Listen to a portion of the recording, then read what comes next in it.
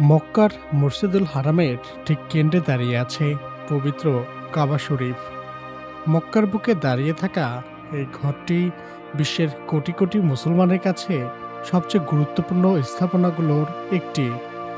প্রতিদিন ৫ ওয়াক্ত নামাজে মুসলমানরা এর দিকেই মুখ ফেরান, আর হজ বা ওমরার সময় কাবাকে কেন্দ্র করেই পালন করা হয় তাওয়াফ।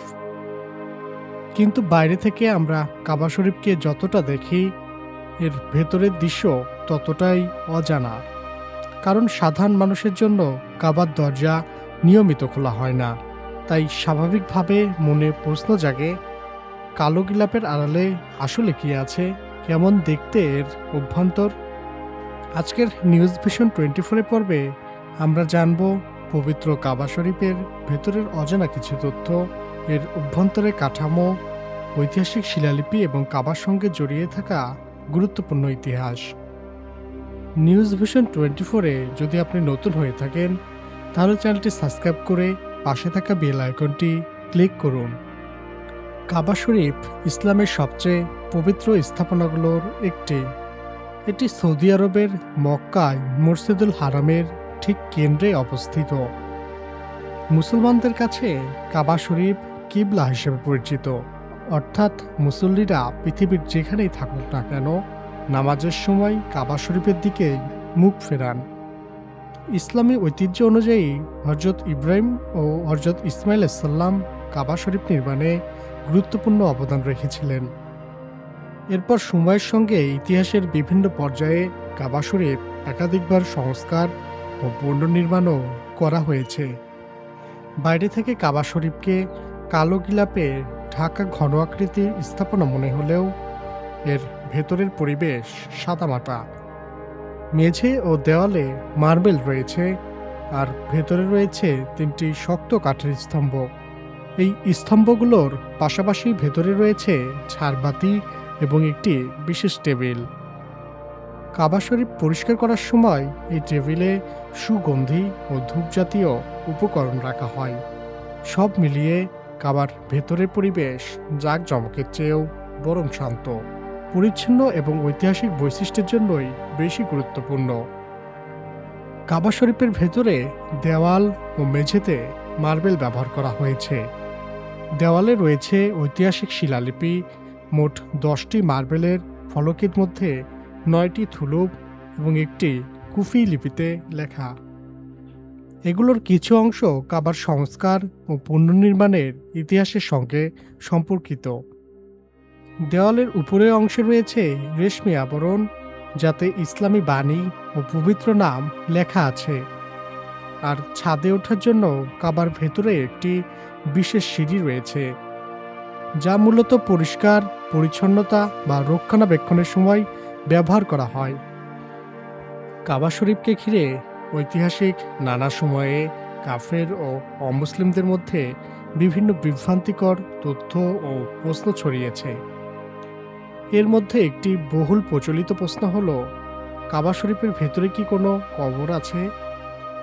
আল্লাহ তাআলা পবিত্র কাবা সম্পর্কে বলেন, নিশ্চয়ই মানবজাতির জন্য সর্বপ্রথম যে ঘর স্থাপন করা হয়েছে তা হল বাক্কায়, বরকতময় এবং বিশ্ববাসীর জন্য হেদায়েতের কেন্দ্র।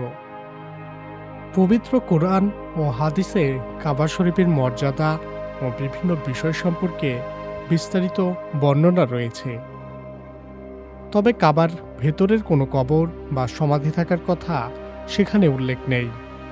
বরং কাবার ভেতরে রয়েছে 3টি কাঠের স্তম্ভ, মার্বেলের মেঝে ও দেওয়াল, ঐতিহাসিক শিলালিপি এবং ঝাড়বাতির মতো বিভিন্ন স্থাপত্য উপাদান। তাই কাবার ভেতরে কোনো কবর থাকার দাবি সঠিক নয়। তবে কাবার ভেতরে সাধারণ মানুষের প্রবেশের সুযোগ নেই। বিশেষ অনুমতি ও নির্দিষ্ট আয়োজনের সময় সেখানে প্রবেশ করা যায়। আর এই সীমিত প্রবেশাধিকার কারণে কাফেরদের মধ্যে কাবার অভ্যন্তর নিয়ে নানা ধরনের গল্প ও বিভ্রান্তিকর ধারণা ছড়িয়ে পড়েছে। তাহলে প্রশ্ন উঠতেই পারে, সাধারণ মানুষ যদি ভেতরে যেতেই না পারে, তবে কাবার ভেতরে যাওয়ার নিয়মটা আসলে কেমন? মূলত কাবার দরজা নিয়মিত সবার জন্য খোলা হয় না।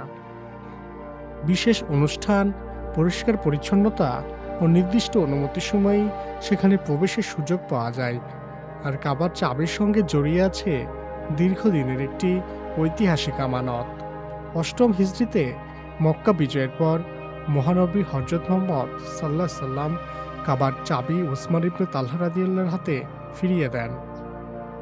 এরপর থেকেই এর দায়িত্ব ঐতিহাসিকভাবে তার বংশধর বনি সাইবা পরিবারের কাছেই রয়েছে। কাবা শরীফ পরিষ্কার করার বিশেষ অনুষ্ঠানও অত্যন্ত গুরুত্বপূর্ণ। এ সময় অনুমোদিত ব্যক্তি ও আমন্ত্রিত অতিথিরা ভেতরে প্রবেশের সুযোগ পান। জমজমের পানি ও সুগন্ধি দিয়ে কাবার দেওয়াল, মেঝে ও স্তম্ভ পরিষ্কার করা হয়। তবে কাবা শরীফের বর্তমান কাঠামো একদিনে তৈরি হয়নি। ইসলামের আবির্ভাবের আগেও কুরাইশরা এটি পুনর্নির্মাণ করেছিল। পরবর্তীতে আবদুল্লাহ ইবনে জুবায়ের ও আব্দুল মালিক ইবনে মারওয়ানের সময়ও কাঠামোগত পরিবর্তন করা হয়। বন্যা ও বিভিন্ন ক্ষতির কারণে পরবর্তীতে একাধিকবার সংস্কার করা হয়। আধুনিক যুগেও এর অভ্যন্তরে বড় ধরনের সংস্কার করা হয়েছে। 1996 সালে রাজা ফাহাদের সময় পুরনো কাঠামোর গুরুত্বপূর্ণ অংশ সংরক্ষণ করে কাবার ভেতরে সংস্কার করা হয় এবং ঐতিহাসিক শিলালিপিগুলো সংরক্ষণ করা হয়। আজ কাবা শরীফের ভেতরে আমরা যে কাঠামো দেখি সেগুলো শুধু একটি স্থাপনার অংশই নয়, এগুলো এর দীর্ঘ ইতিহাসের সাক্ষী। বাইরে থেকে কাবা শরীফকে যতটা রহস্য মনে হয়, ভেতরের পরিবেশটা ততটাই সরল। এর বিশেষত্ব কোনো রহস্যময় কক্ষ বা ধনভাণ্ডারের নয়, বরং এর পবিত্রতা, স্থাপত্য ও দীর্ঘ ইতিহাসে। আর হয়তো এই কারণেই কাবা শরীফের ভেতরে কি আছে এই প্রশ্নের প্রতি মানুষের আগ্রহ যুগের পর যুগ ধরে একই রকম রয়ে গেছে।